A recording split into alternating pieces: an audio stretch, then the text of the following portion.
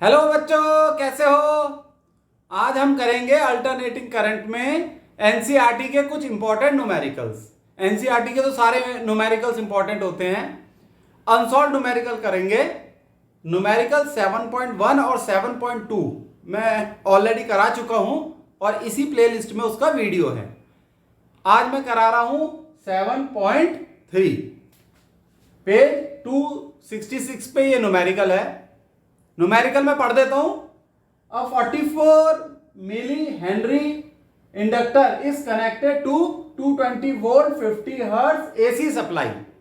Determine the RMS value of current in the circuit. RMS value निकालनी है।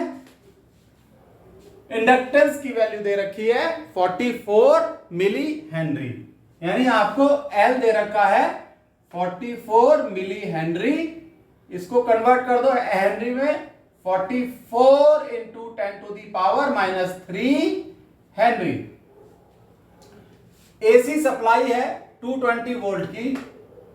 ये जो 220 वोल्ट है ये हमारे घर में आने वाली एसी सप्लाई है 220 वोल्ट 50 हर्ट्ज। तो ये जो वैल्यू होती है ये आरएमएस वैल्यू होती है पोटेंशियल डिफरेंस की। याद रखना, ये जो वैल्यू दे रखी है आरएमएस वैल्यू है। तो VRMS means root mean square value. ये होती है 220 वोल्ट और फ्रीक्वेंसी दे रखी है 50 हर्ट्ज। और पूछ क्या रहे हैं? IRMS यानी root mean square value of current पूछ रहे हैं। तो इस वीडियो को पॉज करके अपना एक ट्रायल लो और फिर सॉल्यूशन चेक करना। इसी प्रोसेस को अडॉप्ट करना। IRMS निकालने का फॉर्मूला होता है IRMS equal to VRMS upon XL। XL क्या है? XL is inductive reactance. लिख लो XL इज इंडक्टिव रिएक्टेंस। ये एक तरीके की रेजिस्टेंस होती है और इसकी यूनिट होती है ओम्स। और इसको निकालने का फॉर्मूला है ओमेगा एल। और ओमेगा क्या होता है? 2 पाई एफ इंटू एल।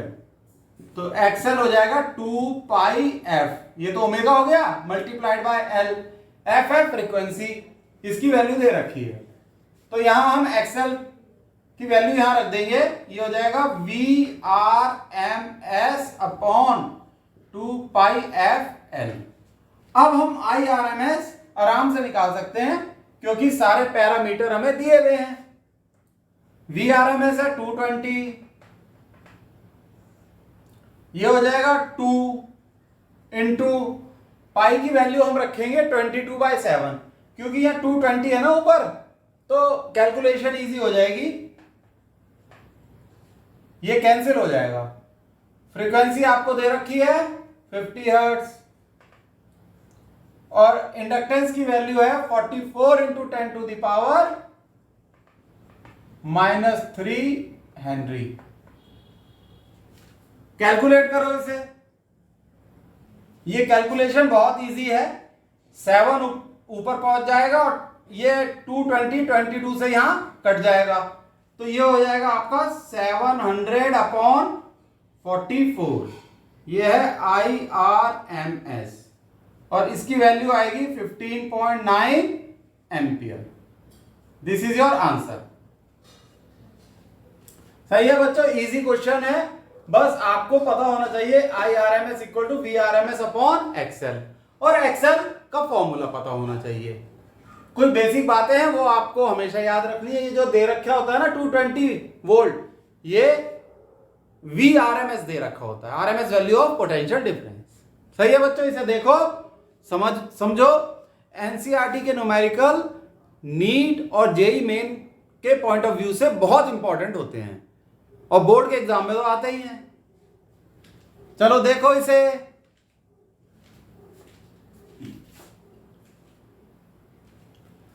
बच्चों अगला न्यूमेरिकल है a 60 microfarad capacitor is connected to a 110 volt 60 hertz AC supply. Determine the RMS value of current in the circuit. NCERT का अगला न्यूमेरिकल है ये। मैं इसका न्यूमेरिकल नंबर लिख देता हूं। ये NCERT की बुक का है 60 माइक्रोफैरेड। हाँ, ये है आपका क्वेश्चन 7.4 पेज 266। आओ इसे करते हैं अब। तो इसमें आपको कैपेसिटर दे रखा है और एसी सप्लाई के बारे में बता रखा है। जो डाटा आपके पास है C इक्वल टू 60 माइक्रोफैरेड और VRMS 110 वोल्ट। अब तो ये पता ही लग गया कि RMS वैल्यू होती है फ्रीक्वेंसी 60 हर्ट्ज और IRMS ये निकालना है।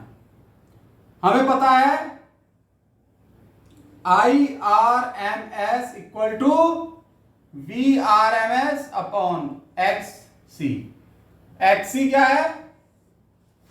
ये होता है इंडक्टिव कैपेसिटेंस और इसका फॉर्मूला होता है 1 अपॉन ओमेगा सी। ओमेगा को 2 पाई एफ लिखेंगे तो ये हो जाएगा 1 upon 2 pi F into C. C is the capacitance.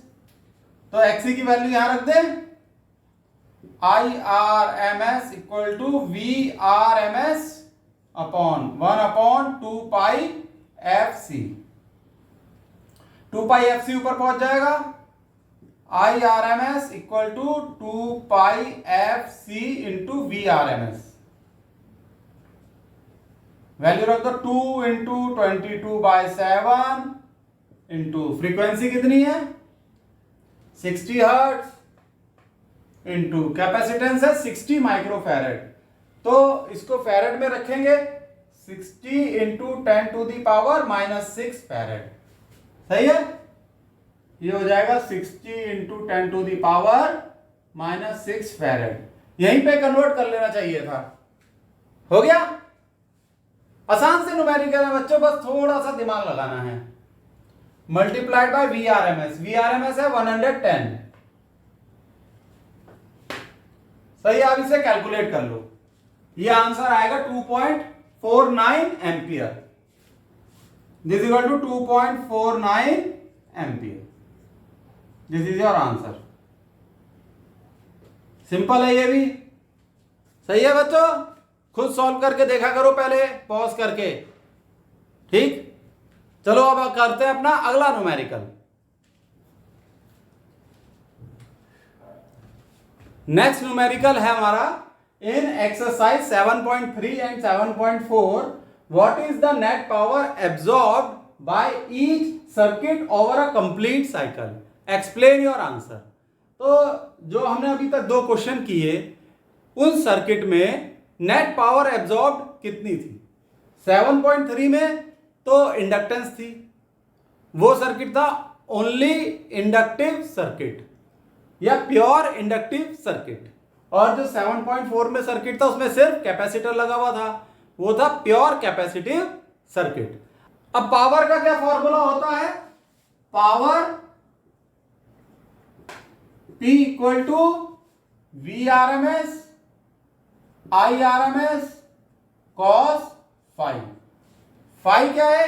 It is the difference in phase angle between current and voltage. ठीक, करंट का और वोल्टेज के बीच जो फेज एंगल का डिफरेंस है वो होता है फाई। और प्योर इंडक्टिव और प्योर कैपेसिटिव सर्किट में ये फाई की वैल्यू होती है 90 डिग्री। ठीक है, तो cos 90 होता है 0, इसलिए दोनों केसेस में power absorbed is 0।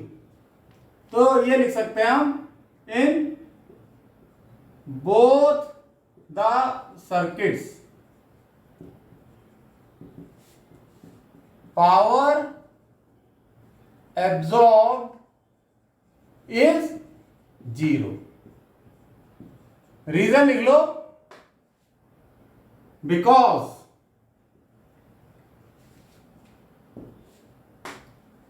in pure inductive and pure capacitive circuit, phi is equal to 90 degree and therefore cos phi is 0. Therefore P is 0, power is 0. अगर यही प्योर रेजिस्टिव सर्किट होता तो प्योर रेजिस्टिव सर्किट के case में phi कितना होता है, वो होता है 0 और cos 0 हो जाता है 1. तो पावर होती है VRMS इंटू IRMS. तो ये सब कंसेप्ट हैं और मेरे जो थ्योरी के लेक्चर्स हैं जिसमें डेरिवेशन और थ्योरीज कराई हैं उसको देखो, आपके सारे कंसेप्ट बिल्कुल बढ़िया करके क्लियर हो जाएंगे. ठीक है, ये क्वेश्चन तो ऐसे चुटकियों में सॉल्व करोगे, ये क्या इससे ज्यादा डिफिकल्ट क्वेश्चंस. सही है बच्चों, वो वीडियो जरूर देखो.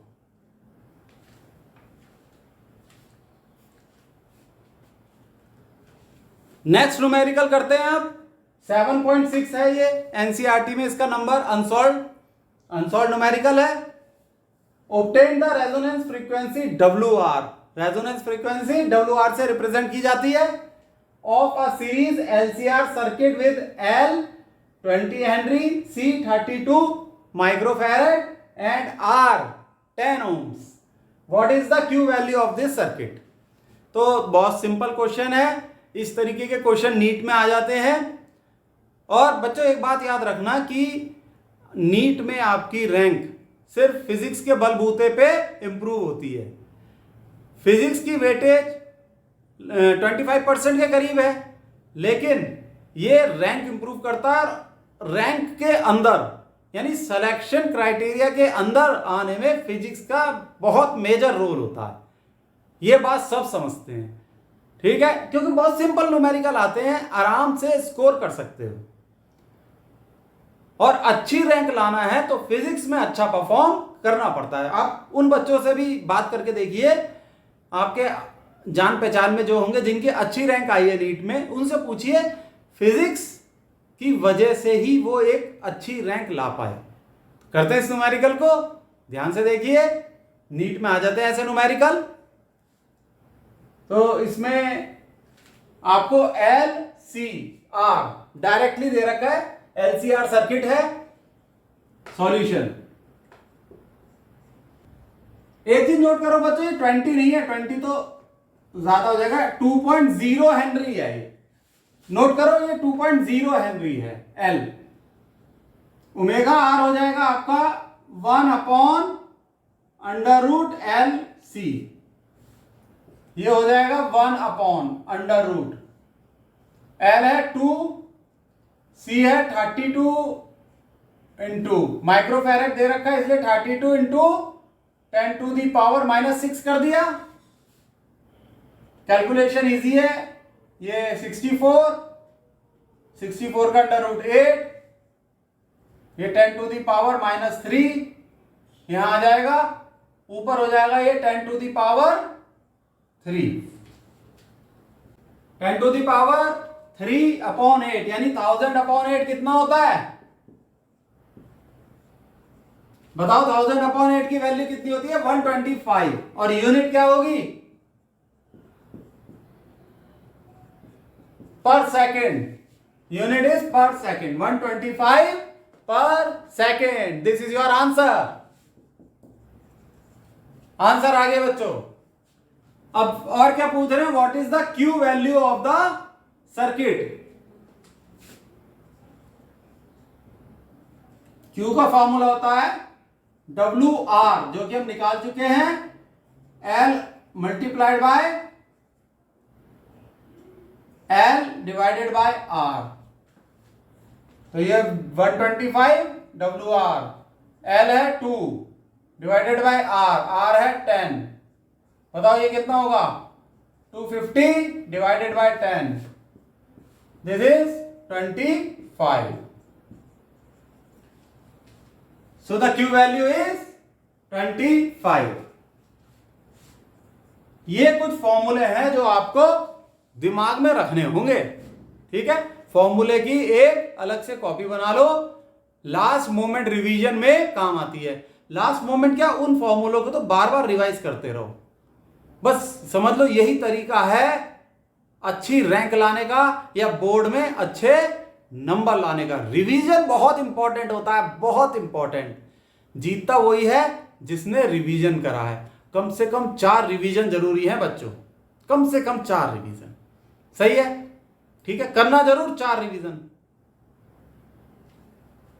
आज के लिए इतना सही है, 4 न्यूमेरिकल है, प्रैक्टिस करो न्यूमेरिकल्स की, ठीक है। Bye, see you.